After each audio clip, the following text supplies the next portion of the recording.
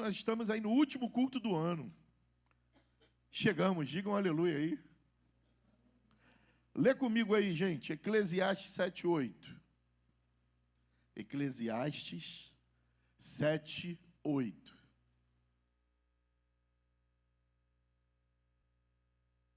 Todo mundo junto.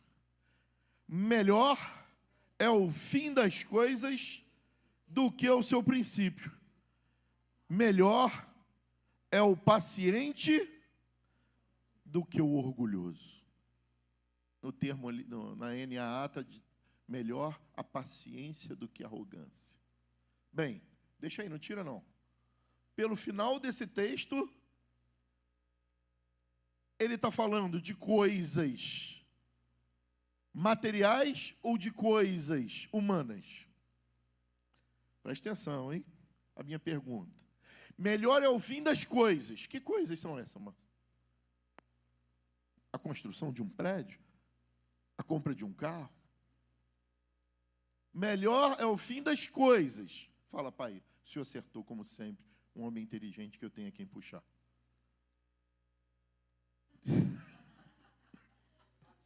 A vida. Porque está dizendo, a paciência é melhor do que a arrogância. A paciência com quem? Olha para o seu peito aí, olha aí. Tem uma placa escrito aí. Sabe o que está escrito? Cada um olha para o seu peito aí. O que está escrito aí? Espiritualmente tem uma placa escrita aí. Alguém pode profetizar? Quem caminha comigo já sabe.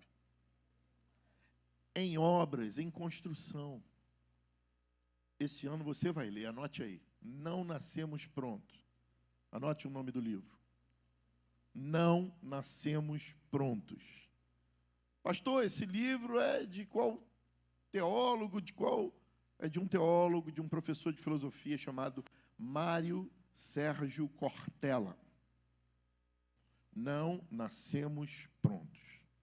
Esse púlpito, ele nasceu pronto. E ele vai envelhecer, vai se destruir, vai acabar. Eu e você não nascemos prontos. A gente não sabia nem o que era chorar. A gente só chorou porque alguém provocou.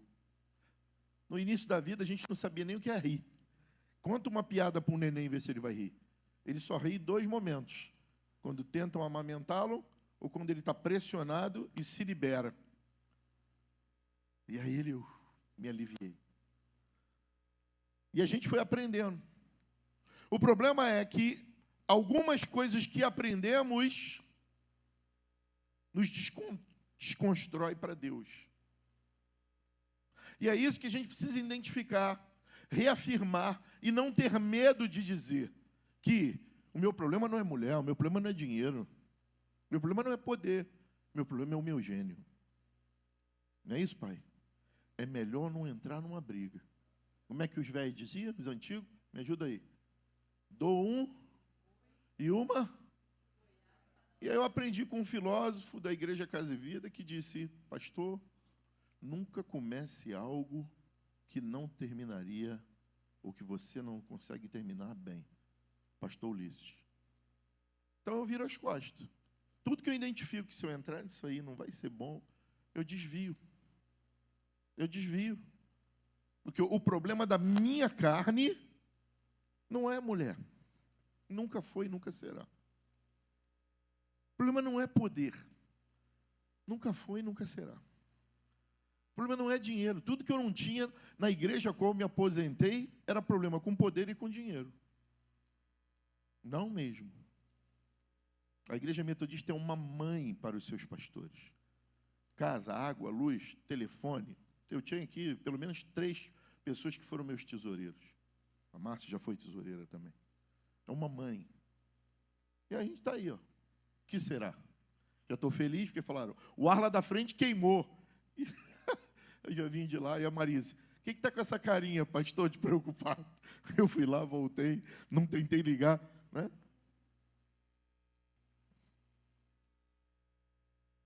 Nunca foi. Mas eu sei que eu estou em construção em áreas da minha vida como seu pastor, porque uma das coisas que eu cobro aos pastores dessa igreja, eu não sou o pastor presidente, mas sou o pastor que cuida dos pastores, é 2 coisas. Nunca pregue para ninguém o que você não consegue viver. Diga que você está em construção ainda. Segundo, Segunda coisa, nunca termine um sermão sem falar de Jesus e levantar a igreja. E dizer, você pode estar vivendo isso, pode estar passando isso, mas a graça de Deus te basta. E o poder dele se aperfeiçoa na tua fraqueza. Agora, você precisa ser paciente, não arrogante. Porque tem gente que sabe a sua fraqueza, não aceita e ainda esconde. Irmãos, pelo amor de Deus, a gente só sabe que Pedro era um medroso, um mentiroso, um enganador, porque ele negou. E por que está escrito aqui? Ele podia ter mandado rasgar tudo, ele estava vivo quando construíram esse texto aqui. A gente só sabe que Davi não podia ver um rabo de saia, porque está escrito aqui. A gente sabe que o mestre, num momento humano, falou, passa de mim esse cálice, se possível. Por quê? E está registrado. E qual é o seu problema no último dia do ano em dizer, eu sou fraco nessa hora. Cara, eu preciso de ti. Está difícil para mim, mas eu quero transformação nessa área. Quantos podem levantar a mão e dizer isso? Abba, Pai, socorro. Diga bem alto, Abba, Pai, socorro. Quando você estiver angustiado, triste, não xinga não, não reclama não. Grita bem alto, Abba, Pai. Sabe o que significa em hebraico? Paizinho. É como a Natália dá uma pisa no Benjamin e ele corre para o colo do Caio. Papai, é assim. Abba, Pai é isso. Seria isso. O tema de parte desse sermão, que ele só se conclui à noite, eu ia pregar à noite, estou começando de manhã. Não, eu ia pregar de manhã, mas vou ficar no pastor Rodrigo à noite. Não, pastor, eu vou estar em Campo Grande. Liga a televisão lá. Ou assiste depois, se tiver algum compromisso. O fim é melhor do que o começo. Anota aí. O fim é melhor do que o começo. Coloca isso na tua cabeça. Algumas coisas nós somos limitados pela condição humana. Você sabia, meu filho, que nós só temos essa condição de meses e anos na nossa cultura a partir de 1582, quando o Papa Gregório estabeleceu a divisão de meses em 12 meses, o ano bissexto, os 365 dias, você sabia? Para unificar o calendário dos países católicos, sobretudo em descobrimento de Portugal e Espanha, porque o Brasil não foi descoberto, né, gente? Ele foi invadido, né? Quer ver uma coisa? Professor Paulo Roberto Ribeiro, quando foi o ano de Tratado de Tordesilhas? Quando foi o ano que Cabral chega aqui e disse que descobriu essa aqui? Espera aí, como é que alguém, Marcelo, divide algo 1400 e menos 1500? 6 anos antes eu divido essa parte de Portugal, essa parte de Espanha. E 6 anos depois eu chego a descobrir. Pode que não, gente. É como tudo na vida do ser humano que precisa de investimento, tem arrogância. E todo investidor quer o seu? Me ajuda? Todo investidor quer o seu? Ou, em contrapartida, o seu retorno. E naquela época a coroa não tinha como fornecer toda a estrutura para vir aqui. Lembre-se que o mar Atlântico, o Oceano Atlântico, era um mar desconhecido, um mar tenebroso. Era comparado hoje às viagens interplanetárias, como construir um ônibus espacial. Todos os países hoje têm ônibus espacial, o Brasil tem ônibus espacial. Então, aquela época, toda vez que a religião cega de forma unilateral as pessoas, faz com que o homem pare de pensar. Enquanto o Islã não nascia lá na Arábia, nos países árabes, a medicina, a astrologia, a astronomia, tudo crescia, o conhecimento. Foi buscar uma religião fundamentalista, regrediram. Enquanto isso, na Europa era o contrário. O cristianismo era fundamentalista ao ponto de ser chamado de idade das trevas, e parou-se a pesquisa. Tudo era bruxa, tudo era demônio. E aí Portugal, o antigo condado portucalense, foi invadido pelos árabes, pelos mouros, tanto que o sul de Portugal, o português é moreno, atarracado, cabeludo, como meu sogro, e o norte de Portugal, ele é loiro, de olhos azuis. Porque houve miscigenação lá também, não é só aqui que houve miscigenação, não. A Europa toda é miscigenada. Só que a maioria da etnia é de pele clara.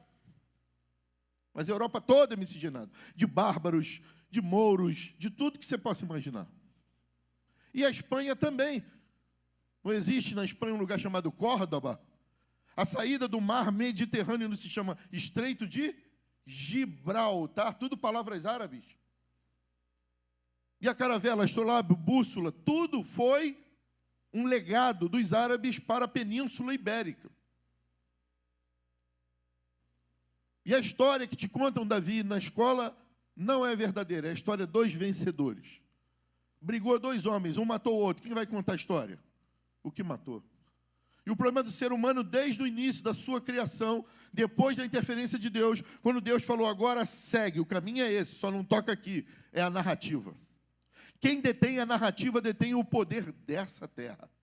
Porque um dia todo joelho se dobrará, Davi, toda língua confessará que só o Senhor é Deus. Agora, a narrativa dessa terra é a língua da serpente.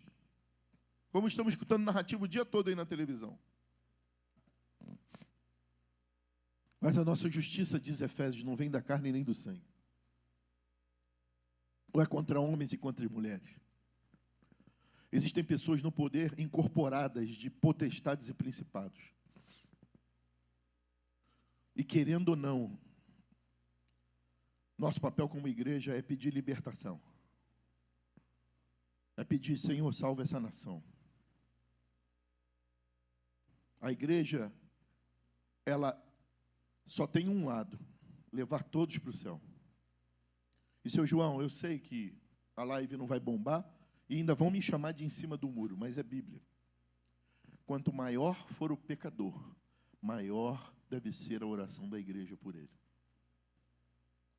Quanto mais perseguirem o Senhor, mais o Senhor tem que orar por ele. Alguém ainda não viu Paulo, apóstolo de Cristo? Está de graça, aproveita, hein? Alguém não viu? Por favor, não perca de assistir. Eu já assisti 9 vezes.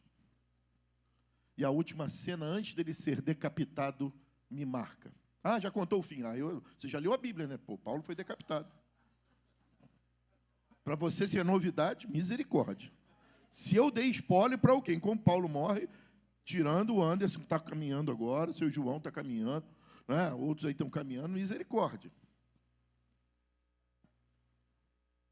Paulo teve dificuldade em ser decapitado por quê?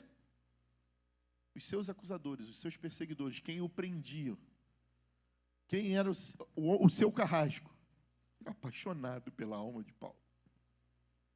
Mas tem uma cena que ele pega a água na mão e diz, o homem luta, morre e vive por esse punhado de água, que é poder, dinheiro.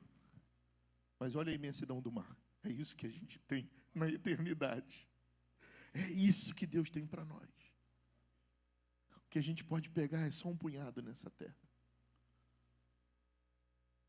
E essa igreja, ela luta, vive por impregnar em homens e mulheres, a igreja Casa e Vida. Ela tem uma missão, impregnar em homens e mulheres o que o meu bisavô impregnou na tia Danda, na minha mãe, na dona Abigail, no seu Joel, na dona Noemi e na dona Dalva. Essa igreja tem essa missão de pegar famílias e quando falarem de Anderson e Vanélia, não falem dos erros e das virtudes, mas do Deus desse casal. Quantos querem isso? Levanta a mão e diga, eu quero isso para mim. Quando eu conto a história do seu Gildo, eu conto a história do Deus dele. Quando eu conto a história do seu Altos, pai da Lene, gente, seu Altos mesmo, né? Acertei? Acertei? Conto a história do Deus dele. Eu não lembro do que ele fez ou deixou de fazer. Eu não lembro o que minha mãe fez ou deixou de fazer. Eu sei que ele era meu avô Joel. Eu só lembro do Deus que guiou ele até o final. E essa é a missão dessa igreja. Deixar legados, para que uma nova geração, quando olhe, não encontre o que João e Maria deixaram, encontrem o que Jesus deixou. Também vou te dar spoiler. João e Maria é uma historinha que eles botam o pãozinho para marcar, mas o passarinho vem comendo tudo e ninguém sabe mais qual é o caminho. Eu dei spoiler para alguém? Alguém não sabia disso? Então todo mundo sabia, né? Doido para contar essa história para o Bento. Tem gente que é a vida de João e Maria, quer marcar caminho por coisas corruptíveis, que a traça come e o vento leva. Só que isso aqui marca o teu coração de uma forma apaixonada, de tal forma que quando olham para você, veem que você é um apaixonado por Jesus. E é isso que esse homem que escreveu o livro de Eclesiastes, quem foi, gente? É atribuído a quem? Eclesiastes. Salomão. Só que tem diferença de Provérbios, da tia Danda. Segundo a tradição, Salomão, quando escreve Eclesiastes, ele está num período de maturidade. Eu acho que ele está na minha idade ou mais. Quando ele já havia experimentado começos empolgantes e fins vazios na vida. Também começos difíceis, mas que terminaram em glória. Então, o autor de Eclesiastes, ele sabe que a vida é tudo vaidade. Tudo nessa terra é vaidade. Como disse a dona Edinalda, no último culto em que ela fez o apelo, nosso caixão não tem gaveta. A gente não vai levar nada dessa terra. A não ser o amor, né? Teologicamente, a gente eu anotei aqui, né? Esse versículo nos ensina algo profundo. Deus não avalia apenas como algo começa. Deus observa como algo termina. Deus não é um professor, e eu já trabalhei com vários, que no primeiro bimestre, quem eu vou pegar aqui? O Fábio tira nota baixa, já que ele está com a camisa vermelha. No segundo bimestre, ele tira nota baixa. No terceiro bimestre, ele tira nota baixa. No quarto bimestre, ele tira nota baixa. Na prova final, ele tira nota baixa. Na recuperação, ele tira nota baixa. E o professor, o ano todo, avisou a ele: você vai ficar reprovado. Você vai ficar reprovado. Você vai ficar reprovado. E ele ficou reprovado. Deus não é assim. Deus pegou o seu filho e colocou ele como gabarito das provas nessa terra, para intervir, para que nas nossas provas, se ainda com a nossa nota baixa da nossa carne, a gente se restaure através da graça, através do arrependimento e recomece uma nova história. Levanta a mão para o céu e diga: uma nova história para mim. Agora olha para quem está do seu lado e diz: um novo tempo Deus tem para ti, tudo aquilo que ouvirei. Abençoe quem está do teu lado aí. Diga: não temas, não tenho como olhar e dizer: opa, dá para eu ser aprovado. Deus, o Pai, nos deu a cola, é só copiar. Por isso que Paulo disse: sede meus, como eu sou. Sacode 10 aí que já está dormindo e diga: é só imitar. Irmãos, até papagaio sabe imitar. Garato, eu fiquei desesperado, porque tem um papagaio lá na rua da minha sogra que fica o tempo todo mengo, mengo, mengo. Eu falei: bicho, podia ensinar outra coisa para esse menino. O bicho acordava falando mengo e dormia falando mengo. Quase que eu sequestrei ele. Até papagaio sabe imitar, gente. Meu neto, que ainda não sabe o que é, começo do ano está chegando, ó. IPVA, IPTU, Imposto de Renda, posso ouvir misericórdia bem alto? Agora vai ter imposto no Pix, posso ouvir misericórdia dobrado? Você pegar lá um vídeo que eu passei aí na igreja lá, meu neto lá olhando e falando, ho, ho, ho, imitando a avó. Ele nem sabe quem é Papai Noel. É só imitar. O problema é um hino antigo que meu pai ama muito, de um poeta que decidiu escrever e cantar, né? Assim, ó: eu luto é contra a minha própria alma, a natureza humana que há em mim. Eu quero sepultar o velho homem e andar em comunhão com Cristo, viver, cantar só para Ele, morrer para o mundo e reviver para Deus. Meu problema não é diabo, gente. Infelizmente, para ele só faz o que eu permito. Meu problema não é o próximo. Infelizmente, ele só faz comigo o que eu permito. Meu problema não é Deus. E conforme o Eduardo leu hoje para nós na classe, que deu Dudu, ele está de serviço, tá? Ele abençoa até quantas gerações, Marcelinho? Quantos, pastor Ulisses? 1000 gerações. 1000 gerações. O problema é o eu.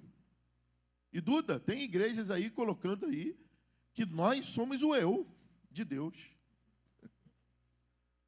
Eu posso fazer tudo porque eu sou o eu de Deus. Oh, eu sou o neném de Deus. Ah, meu Deus, curte. Eu posso fazer qualquer coisinha que Jesus tem um que prega até assim, falando assim. Você pode ser assim, você pode. Marcelo falou que lotou, né? Não foi nem pregação, foi show. Show, lotou ali. Para assistir, que isso aqui não serve. Bíblia não está servindo mais.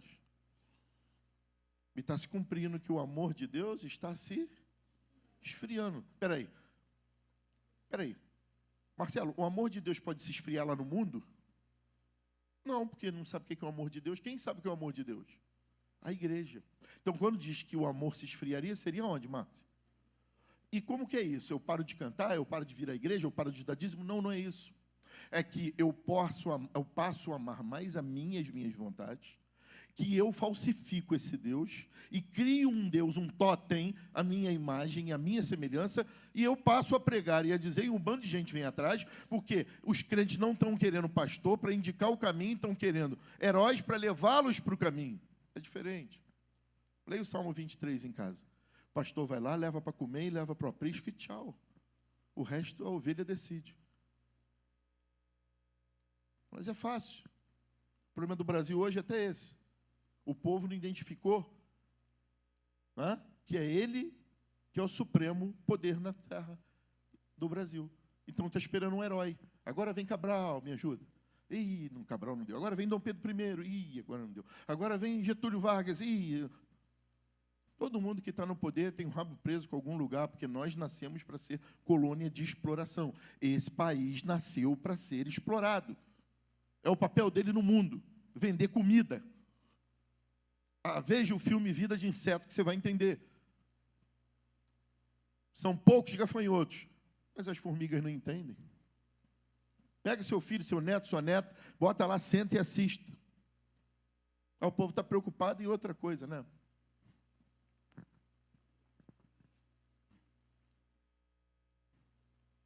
Há uma música antiga que diz que estava à toa na vida, o meu amor me chamou para ver a banda passar. A banda continua passando, ela só mudou de lado. Quem cantava isso hoje está do lado da banda. Só mudou de lado, mas a banda está aí. E sabe quem é o dono da banda? Não é presidente, não é governador, não é poderes dos Estados Unidos, do mundo, os Illuminati. É o capeta. Veio para matar, roubar e destruir. E ele pode fazer isso no mundo como dentro da tua casa. É só ficar desavisado. Posso ouvir o misericórdia? E é por isso que o fim é melhor do que o começo. Porque para nós, o ano está terminando hoje por apenas uma convenção humana, Davi. Davi, olha para cá. Fecha os olhos. Imagine um guerreiro. Imaginou? De olhos fechados, como é que é esse guerreiro? O que ele está usando na cabeça? Um capacete. Como é que ele está usando no peito, Davi? Uma armadura. O que ele tem na mão? E na outra mão? E nos pés? Olha para mim, Davi, agora. Quando você estiver numa encruzilhada, não saber o que fazer, você é esse guerreiro. A igreja é uma guerreira. Nós lutamos pelo reino e pelo rei. E a gente não cede na hora das pressões, do pecado, da dor, da corrupção. A gente não cede. Nós somos a fileira de Jesus. Nós morremos por Ele. Nós enfrentamos por Ele. E nós vivemos por Ele. É isso que nós somos. Não cedemos. E vamos até o fim. E Ele espera isso. Seja na adolescência, como um menino da sua idade, que foram procurar ele. Vem cá, Davi. Foram procurar esse menino. E toca procurar uma excursão. Ajoelha aqui, filho. Ajoelha aqui, Davi. Ajoelha aí. Foram procurar ele. Meu Deus, a excursão. Para onde? Para a Inglaterra. Saiu da onde? Dos Estados Unidos. Levaram a turma da 8ª série. Qual o ano que você está, filho? 9º ano, daí, QD, não procura Billy. Billy se perdeu, QD Billy, procura Billy. Quando procuram Billy, ele está ajoelhado. aonde esse homem chamado John Wesley ajoelhava. Que o lugar onde ajoelhava estava corrida. Eu estive lá em Londres, eu estive nesse quarto. Eu ajoelhei lá também. Tem a marca do lugar que ele roçava e orava 5, 6, 7 horas por dia. E Billy estava lá e a professora chegou e falou, escuta. E Billy abaixa a cabeça. Senhor, me dá a mesma unção de John Wesley. Mais tarde, esse homem se transforma em Billy Graham. E eu profetizo sobre tua vida, Davi. E nenhuma sede do diabo vai te tirar. E o fim da tua história vai ser muito melhor do que o começo. Você pode glorificar Deus pela vida do Davi? Pode ir, Davi. Guerreiro do Senhor. É isso que eles precisam ouvir. É isso que eles precisam sentir. É isso que eles precisam olhar para a gente e ver. Meu pastor não cede. Coluna ruim, todo ruim não cede. A minha mãe, a minha avó, o meu avô, o meu tio, o meu primo. Se a gente formar fileiras de guerreiro em volta desse pessoal, eles vão crescer muito melhor do que nós. E o diabo sabe disso. E aí bota a Duda. Duda, eu posso usar você como exemplo. Para adorar imagens de cantores, de gente na mídia, que não tem nada para entregar. A maioria desses grandes homens e mulheres só tem por trás drogas, sexo, tudo transitório, tudo passageiro. E quem é o expoente da nossa geração no mundo evangélico? Me diz aí, me diz um líder aí que unifica a nossa igreja. Não tem. Falam mal da igreja católica, pelo menos eles têm um papa. E a gente tem todo mundo um brigando com o outro. Ao invés de estar tirando as prostitutas na rua aí, ó, ao invés de estar pegando aí, fazendo algo maior, está brigando um pelo outro, criando uma igreja, um do lado do outro, para ter membro, um do lado do outro, para um tirar do outro. Engraçado. Qual é o lugar que sua filha mora, Ulisses? Tem muita igreja lá brigando por membro lá? Quantas igrejas tem lá, Ulisses? Mas tem muita gente lá morrendo, tem muito pecado lá? Tem, né? Bebida, então, deve ter muito, né? É engraçado, ninguém quer abrir igreja lá em Venda Nova, entendeu, filho? A gente precisa abrir os olhos para se construir para a verdade do que o Senhor fala para nós. O fim é melhor do que o princípio. E é melhor ser paciente do que orgulhoso. Tem horas que algo de transformação só vai acontecer na minha casa, no meu casamento, na minha vida, na minha família, na minha igreja, se eu mudar primeiro. Então, Mara, se você quer algo transformando na sua vida e em volta de você, seja a primeira autora dessa transformação. E no último culto da escola dominical nessa manhã, eu quero perguntar para cada um de vocês, aonde o fim precisa ser melhor do que o começo? Porque, de fato, o calendário do Papa Gregório é algo humano. Sabe por quê, seu João? E eu quero chegar ao fim aí. Porque Deus é eterno para frente. Você entendeu, né, varão?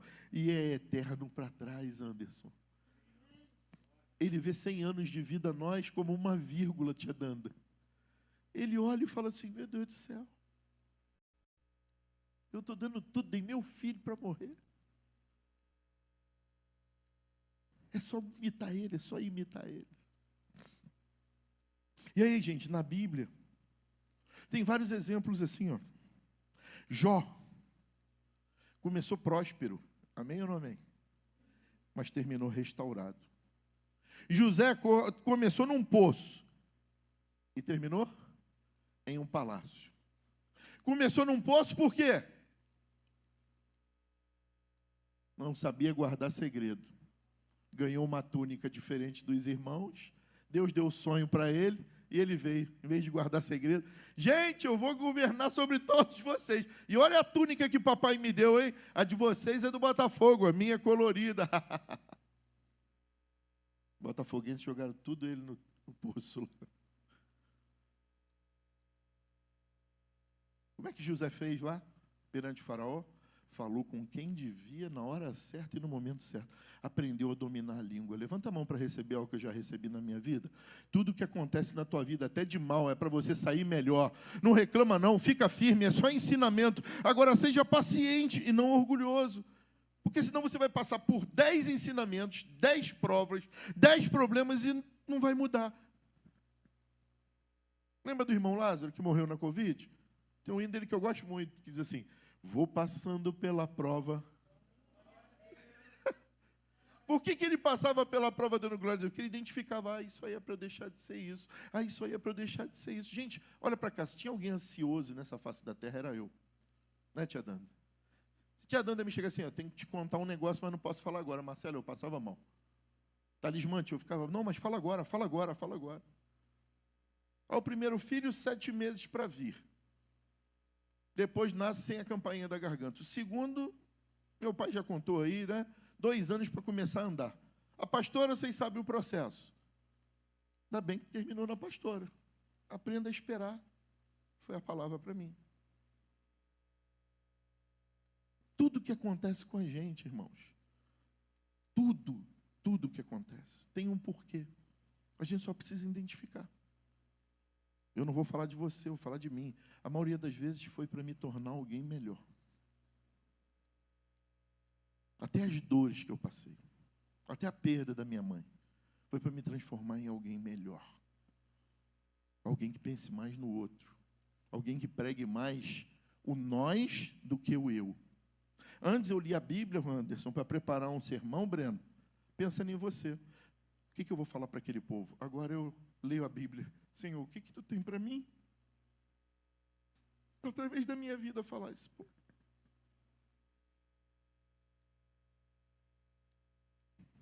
E no último culto do ano, eu quero dizer para vocês que eu fui para um lugar, para uma zona de guerra, um lugar lindo, uma praia e tal, mas fui para uma zona de guerra, de pessoas feridas, sogro doente, sogra ferida. E quando eu voltei no carro, a minha esposa deu uma mão e falou assim, obrigado. Eu falei, por quê? Por tudo que você ouviu e não respondeu, por tudo que você sentiu. Eu falei, não, eu estou saindo daqui feliz comigo. Eu estou me parecendo mais com Jesus.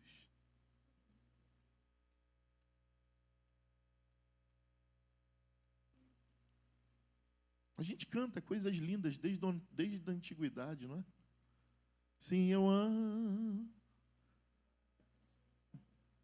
até morrer. A pastora vai pregar no Ano Novo, eu vou dar um spoiler rápido, né? A gente estava falando a respeito de João. O homem que mais entendeu de Jesus ao ponto de ver Apocalipse. Vai ver o que João passou. Até chegar ali. Eu quero te dizer uma coisa, irmãos.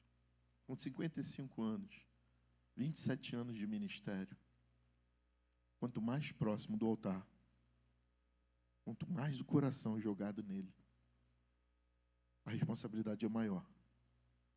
Mas com certeza, a cobertura também é maior. Ai daquele que tocar nos ungidos e nas ungidas do Senhor. Se preocupa com o diabo, não. Se preocupa com o que estão fazendo, não. Se preocupa com o que vão fazer, o que você vai ganhar, o que vai perder, não. Só se preocupa com uma coisa: imitar Jesus. Porque você não vai terminar assim. O fim é melhor do que o começo. Amém ou não amém? Olha para quem está ao seu lado e diga assim: você vai me ver melhor o ano que vem. Uma nova versão. Jesus, gente, começou numa manjedoura. Passou pela cruz e terminou à direita do Pai glorificado. Anote isso aí, por favor. Anote isso aí, por favor. Por favor, anote aí. Nem que seja no celular. Começos impressionam pessoas, mas o fim revela o caráter delas. O começo pode até impressionar, mas lá no fim mostra quem aquela pessoa é. Porque, Marcelo, tem muita gente fazendo coisa para aparecer, concorda? Tem muita gente fazendo coisa no impulso, como foi como foi Judas, não é verdade? Mas isso também serve para o outro lado. Tem muita gente errando agora por impulso, por uma criação, por ensinamento errado, por vícios. E vício não é só vício de cocaína, de lícito ou ilícito, né? Maconha, álcool, não.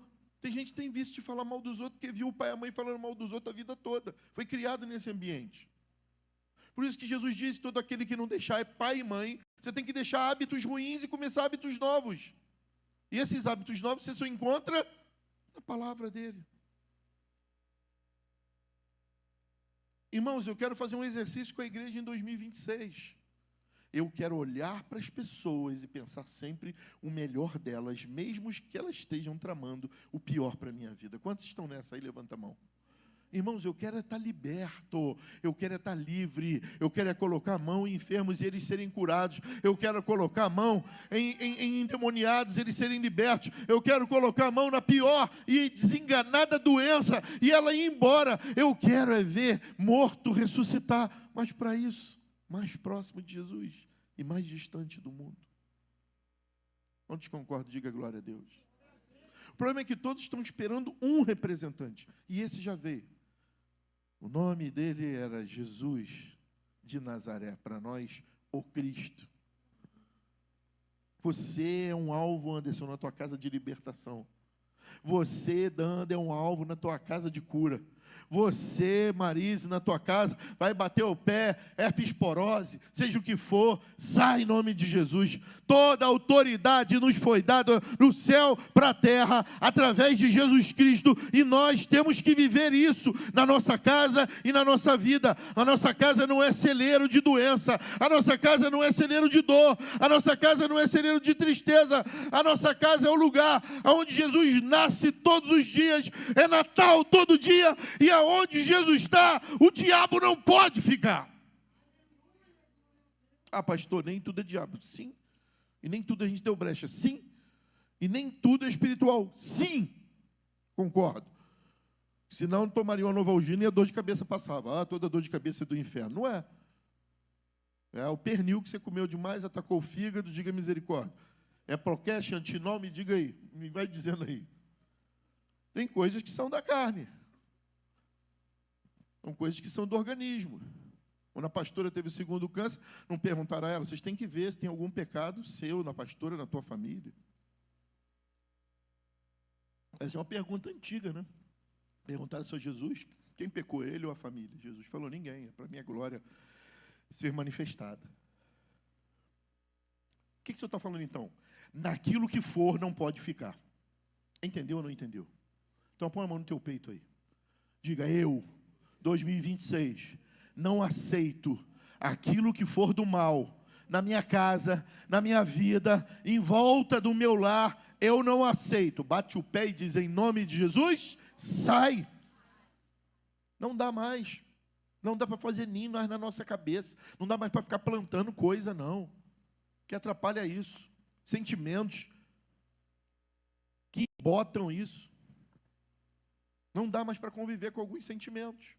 E por isso que o fim é melhor do que o começo. No calendário humano, termina um ano e olha como você, como alguém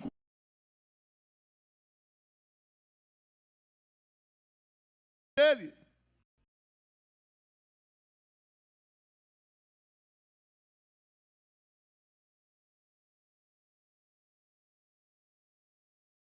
Tem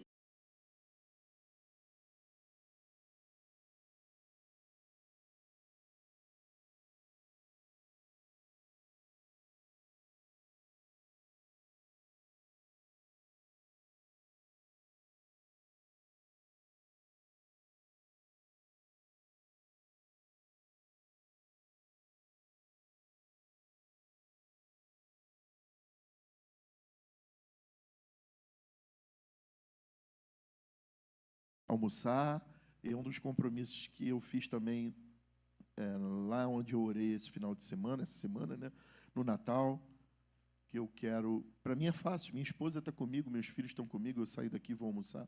Mas o Marcelo, que mora lá em São Conrado, a dona Marisa, que deixou o esposo em casa, a Vanélia, que nem sempre o Anderson pode vir, não é verdade? Então, amar a Deus também é pensar no próximo. Tia Danda, que tia Isaías está em casa, não é verdade? Burnini, que os pais estão em casa. Então, ser igreja é pensar em todos.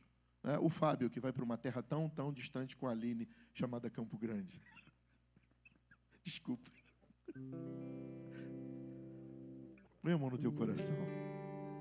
Eu não vou te chamar para o altar, não vou pedir para apagar a luz. Eu só quero fazer uma pergunta que o Espírito Santo me fez, sentado, escutando um passarinho cantar. Um dos passarinhos que eu mais gosto, canário da terra. E eu sentei ali perto daquele rio, olhando o mar, pensando no que falar para vocês hoje. E o Espírito Santo construiu esse sermão do meu coração através dessa pergunta.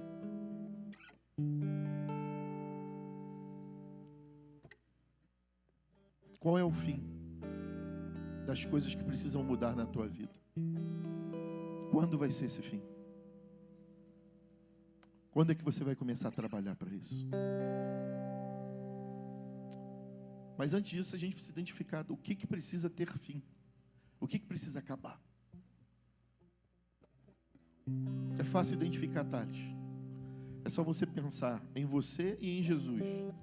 O que Jesus fez e o que você está fazendo. E identificar o que ele faria e o que ele não faria, se estivesse no seu lugar. Isso é um exercício para fazer a vida toda, todos os dias, no meu lugar. O que faria Jesus? Quando te derem uma fechada, eita, pastor, misericórdia. Quando xingarem a tua mão, e com aquele aluno arrogante chegar, Fábio, com aquele dedo em riste, igual naquele dia, e falar aquelas coisas, como é que você reage? Quando aquele professor, Fábio, lembra lá? O que eu vou fazer? O que Jesus faria no meu lugar? Quando a minha esposa não está no dia mal e fala algo que eu não quero. Quando meu esposo está mal e chega em casa mal, o que Jesus faria no meu lugar? Quando chegar aquele imposto de renda para parcelar. Ele xingaria? Ele amaldiçoaria? O que Jesus faria quando alguém que ele votou não foi eleito? É o tempo todo pensando assim, o que Jesus faria?